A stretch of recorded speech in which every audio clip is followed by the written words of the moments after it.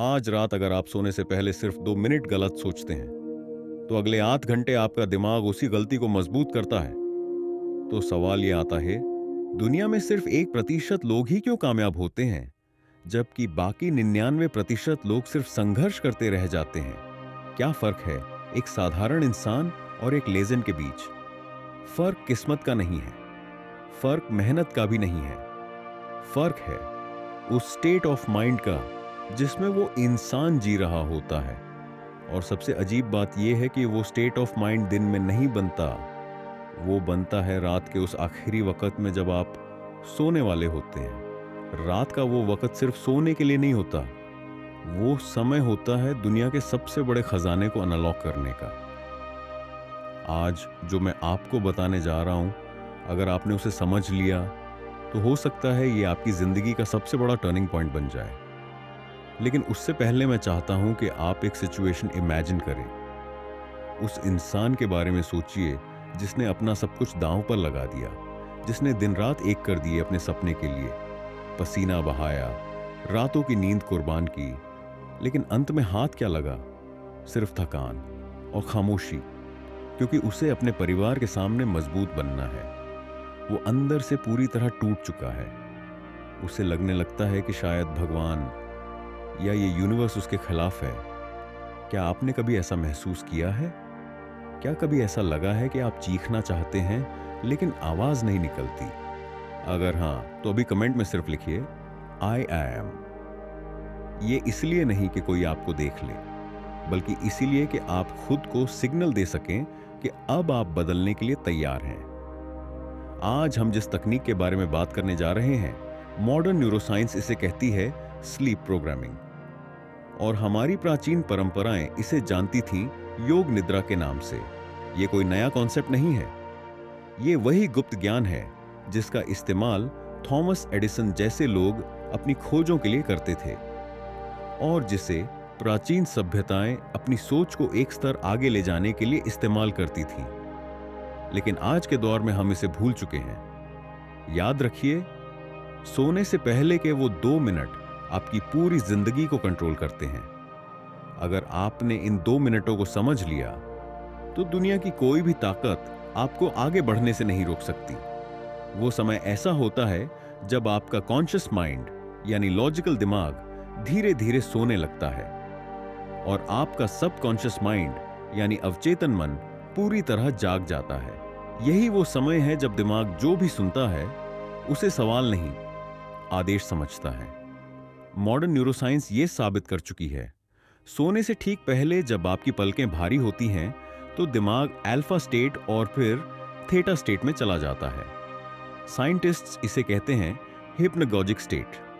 ये वही अवस्था है जहां कॉन्शियस और सबकॉन्शियस एक दूसरे से जुड़ जाते हैं। थॉमस एडिसन अक्सर अपने हाथ में लोहे की गेंद लेकर कुर्सी पर झपकी लेते थे। जैसे ही वो गहरी नींद में जाने लगते, गेंद गिरती और वो जाग जाते। वो ऐसा इसीलिए करते थे क्योंकि उस आधी नींद और आधी जागृति की अवस्था में उन्हें सबसे बेहतरीन आइडियाज मिलते थे। हमारे प्राचीन ग्रंथ भी इसी अवस्था की बात करते हैं। उपनिषदों में चेतना की 4 अवस्थाओं का वर्णन है: जागृत, स्वप्न, सुषुप्ति और तुरीय। आज दुनिया जिसे लॉ ऑफ अट्रैक्शन या सबकॉन्शियस प्रोग्रामिंग कहती है, असल में वो हमारे शास्त्रों का संकल्प विज्ञान है। ये ठीक वैसा ही है जैसे आप गूगल पर कुछ सर्च करते हैं और एंटर दबा देते हैं। एंटर दबाने के बाद आप टेंशन नहीं लेते कि रिजल्ट आएगा या नहीं। आप जानते हैं सिस्टम अपना काम करेगा। उसी तरह सोने से पहले का संकल्प आपके दिमाग के लिए एक कमांड बन जाता है। ग्रीक दर्शन में भी इंक्यूबेशन नाम की तकनीक थी, जहां लोग जवाब पाने के लिए मंदिरों में सोते थे। इसका मतलब यह है कि यह ज्ञान सिर्फ एक देश तक सीमित नहीं था। पूरी दुनिया की महान सभ्यताओं को यह पता था कि नींद सिर्फ शरीर का आराम नहीं है। अगर आप जीवन में कुछ भी हासिल करना चाहते हैं, पैसा, स्वास्थ्य या मन की शांति, तो रास्ता आपके सबकॉन्शियस माइंड से होकर ही गुजरता है। जो लोग कहते हैं मैंने बहुत मेहनत की फिर भी असफल हो गया, असल में वो दिन में तो निर्माण करते हैं, लेकिन रात को अनजाने में अपने ही सपनों को तोड़ देते हैं। अब बात करते हैं उस प्रक्रिया की। रात को बिस्तर पर लेट जाइए, शरीर को पूरी तरह ढीला छोड़ दीजिए, आंखें बंद कीजिए और सांसों पर ध्यान दीजिए। जब मन थोड़ा शांत हो जाए तो अपने आप से वो एक सवाल पूछिए जिसका जवाब आप सच में चाहते हैं। लेकिन यहां 99% लोग एक बड़ी गलती करते हैं। वो सवाल पूछने के बाद खुद ही उसका जवाब सोचने लगते हैं। आपको ऐसा नहीं करना है। आपका काम है सिर्फ सवाल पूछना और शांत हो जाना। दिमाग उस सवाल को एक पजल की तरह नहीं, बल्कि एक कमांड की तरह लेता है। साइकोलॉजी में इसे कहते हैं ज़ाइगार्निक इफेक्ट। दिमाग अधूरी चीजों को पूरा करने की कोशिश करता है। नींद के दौरान नए न्यूरल कनेक्शंस बनते हैं, पुरानी यादें और अनुभव स्कैन होते हैं और सबकॉन्शियस माइंड उस समाधान तक पहुंचता है जिसकी आपको जरूरत है। कई बार आपको जवाब सपने में मिलेगा, या फिर अगली सुबह एक अचानक आया हुआ आइडिया आप सब कुछ बदल देगा।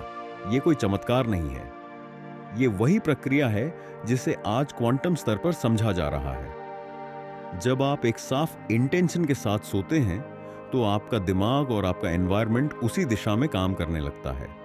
लेकिन एक बात याद रखिए, ये तकनीक जितनी शक्तिशाली है उतनी ही सेंसिटिव भी है।